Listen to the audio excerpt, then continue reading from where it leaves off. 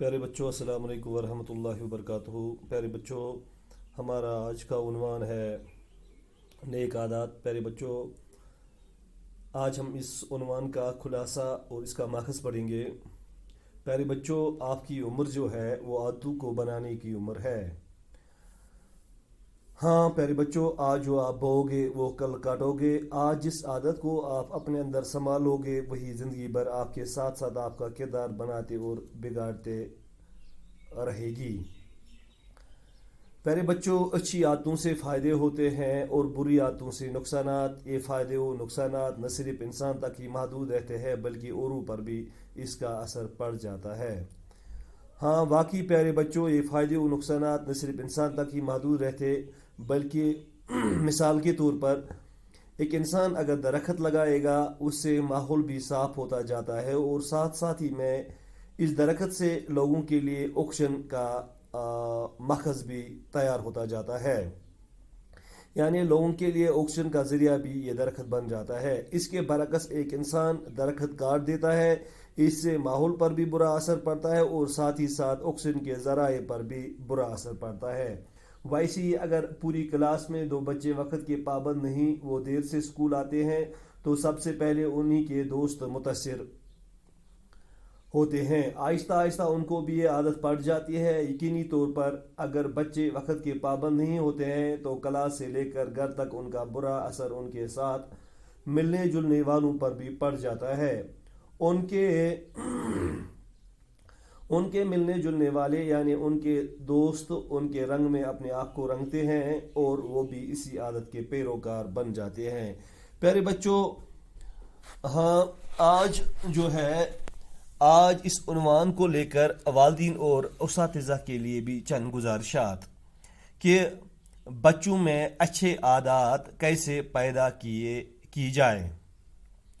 سب سے پہلے ہمیں یہ کرنا ہے، بچے کو اطلاع دینا ہے کہ جو آپ کام کرنے جا رہے ہو یہ کام ہے تو ہے کیا، اسے سمجھانا ہے کہ کس طرح اس کام کو انجام دینے کے بعد آپ کو کون سا فائدہ حاصل ہو جائے گا۔ قائل کرنا ہے، بچے کو قائل کرنا ہے اس کام کے اندر۔ بچے کا ذہن ہی ہوتا ہے کہ وہ یہاں وہاں کرتا ہے۔ ایک استاد اور ایک والدین کو چاہیے کہ اپنے بچوں کو قائل کریں اچھے عادتوں کے اندر، اس عادت کی اہمیت بتانا ہے۔ تب بھی بچے سمجھ جائیں گے جب ہم ان بچوں کو ان عادتوں کی اہمیت بتائیں گے، اس کے فوائد سے آگاہ کرنا ہے اور بچے کو یہ بھی بولنا ہے کہ جو آپ کام کرنے جا رہے ہیں اس سے کیا فائدہ ملے گا آپ کو۔ ہاں یہ سبق یہ سب کچھ یہ ان کو کسی کہانی یا تصویر کے ذریعے دینا ہے، ان کو سمجھانا ہے کسی تصویر یا کہانی کے ذریعے۔ نمبر 2، بچوں کے ساتھ مل کر ان کا کردار بنانے کی کوشش کریں۔ یہ والدین کے لیے ہے اور پیرنٹس کے لیے ہے، ساتھ ہی ساتھ اساتذہ کے لیے بھی ہے۔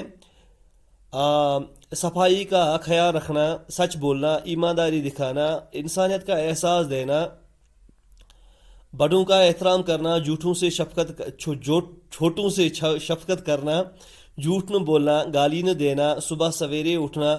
جس کام کو استاد یا والدین اچھے اور نیک دل سے کریں گے بچے اس عمل کا نقل کر کے اپنے اندر سمانے کی کوشش کریں گے۔